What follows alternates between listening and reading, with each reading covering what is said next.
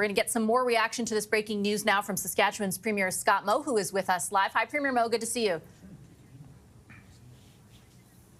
Hey, good to see you, Vassy. So I'll just start right there. Your initial reaction to the 30-day reprieve. Well, this is positive, not just for Canadians, but for everyone in North America. The impacts of these tariffs would have been felt on both sides of the borders in inflation and job losses, and this is a positive step forward for all of North Americans, and not a permanent reprieve, but a 30-day reprieve, which does provide us the opportunity to make our case with U.S. Policy and decision makers as to why there should not be tariffs on North American products as we venture to provide North American energy and food security. Have you had, I know it's just been a number of minutes and you're with us live, but have you had any direct communication from the Prime Minister's office, or have premiers more largely heard from the Prime Minister himself about how this conclusion was reached? No, I've been talking with Minister Dominic LeBlanc today, off and on, but I haven't talked to the Prime Minister today. However, we are talking frequently with all of the premiers and the Prime Minister, and I think all of our views are well known, and the input from the premiers is arriving, I would say, weekly, if not daily, to either the Prime Minister's office or Minister LeBlanc's office, or likely some other ministers as well. But all in all, this is a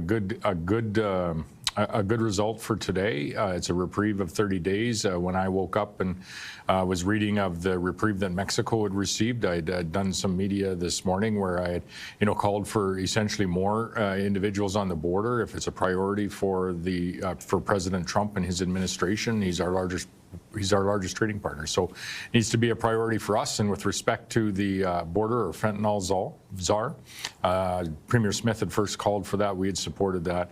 And I believe that Canadians will support that as well. Fentanyl is not even a drug. It's a poison that is in our communities. And we should be doing whatever it is we can to remove it from our nation and remove it from our continent as well, alongside the Americans. And I have some more questions for you in a moment, just about what sort of the navigating this looks like moving forward. But you mentioned Mr. LeBlanc. I spoke with him yesterday morning. The first question I asked him was, do you think there's a way to get out of these tariffs before Tuesday? And he said he was very pessimistic about the possibility of that happening. What do you think changed? And do you think it was, the markets this morning, or something what got through in your estimation, do you think, to the president about the impact of these tariffs? There would be a number of things that change, and I think it is just maybe a time for us to pause. I've said this a number of times, and I think I first heard it on your show, actually. An individual had said, take what the president says very seriously, but maybe you don't take everything he says literally. And I think there's a lot to be said for that. Listen, we have a very strong integrated North American economy. We provide energy security, food security, manufacturing security, and together, general security. There is an opportunity for us as Canadians to look in the mirror and to ensure that we're contributing our level best to each of those topics. But there's also, as we navigate through what is probably looks like the new normal for conversation, at least for the foreseeable future, for us to keep the long game in mind and remind ourselves, what do we want this to look like at the end of the conversation, and continue to work through the longer term goals that we have as Canadians. And for us in Saskatchewan, that's about de-escalating this entire talk about imposition of tariffs of any kind, whether they be Donald Trump's tariffs, counter tariffs, whatever that might be. Now we have 30 days to do just that. How realistic do you think it is, though, that the threat of these tariffs actually ever lifts? And I ask because I understand what you're saying about the border. I understand the announcement today is about the border. I even understand the executive order is about the border. But just an hour ago or 2 hours ago, President Trump was talking again about annexing Canada. Yesterday, at length, he was talking about what he viewed as terrible treatment of the United States by Canada and an unfair trading relationship. How are you, do you have any confidence that in the long term we can really escape this threat?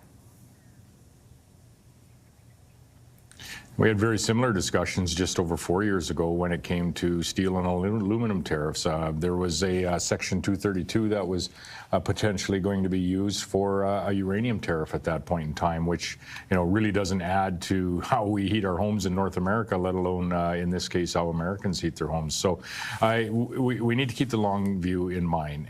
A day ago, and to your point, you had asked Minister LeBlanc just a couple of days ago how realistic would it be that tariffs wouldn't be imposed on Tuesday, and he didn't think that was that realistic. Well, this is the new normal for conversation. There's going to be many things said. We need to focus on where we want to go as Canadians. We need to keep in mind this is our largest trading partner, and where we can find points of agreement like secure borders, removing fentanyl and illegal migrants from our communities and our nation and our continent, we should take steps to do so. Credit to the federal government for doing just that at this late hour today, and they have in turn I guess got us a short reprieve of these tariffs, which is good for not just Canadians but all North Americans. It's appreciated, I know, by myself, and I'm going to use this time very wisely to engage even more ambitiously than we have been the last number of weeks, which is going to be difficult to do, but very, very necessary. And this engagement will, whether it's business leaders, political leaders, whoever, will really lay the groundwork for what is coming, which is a broader discussion about USMCA and what that is going to look like moving forward. And I think that is where this is heading. And so the engagement that we are doing today is not lost. It is time well spent. Well, actually, that's my final question for you. I wanted to ask you about that. Do you think that the engagement that you are doing is paying off? Because I wonder who Donald Trump is actually listening to. Like the people who are in the Oval Office today it was Rupert Murdoch, it was Howard Lutnick, Scott Bessent. Like it's not exactly congressmen and congresswomen or senators or governors or even the president of the U.S. Chamber of Commerce. Like, does that necessitate a change in your engagement strategy so that it ultimately becomes more successful than just a 30-day reprieve? We need to engage with everyone, and some of those folks that you had mentioned have been engaged with by whether it be provincial premiers or members of our federal government. We're continuing from our perspective with business leaders north and south of the border, encouraging them to engage up and down their industry supply chains. We know and have reached out to and talked to a number of President Trump's appointees. We have governors across the nation, senators, congressmen, as well as other folks that we've met along the way as well. And so the important thing I think is that we're talking to everyone that we think might at some point be in that Oval Office for whatever the decision is. And we can do that as myself as a subnational leader in our government here in Saskatchewan. We do it as a federal government. You can do it as municipal governments and business and industry leaders and CEOs and involved there as well. So up and down the supply chains, all of it matters. We have a strong North American economy. We work together to add value to one another's products and ultimately keep our continent secure. And I think that is ever so important for us to really intensify those efforts over the next 30 days. There's one person that is bent on tariffs of some sort on this continent, and what we need to do is ensure that everyone else in that room doesn't think it's a good idea, because it isn't. Okay, I'll leave it there. Premier Moe, I appreciate you making the time as always. That's Saskatchewan's Premier Scott Moe.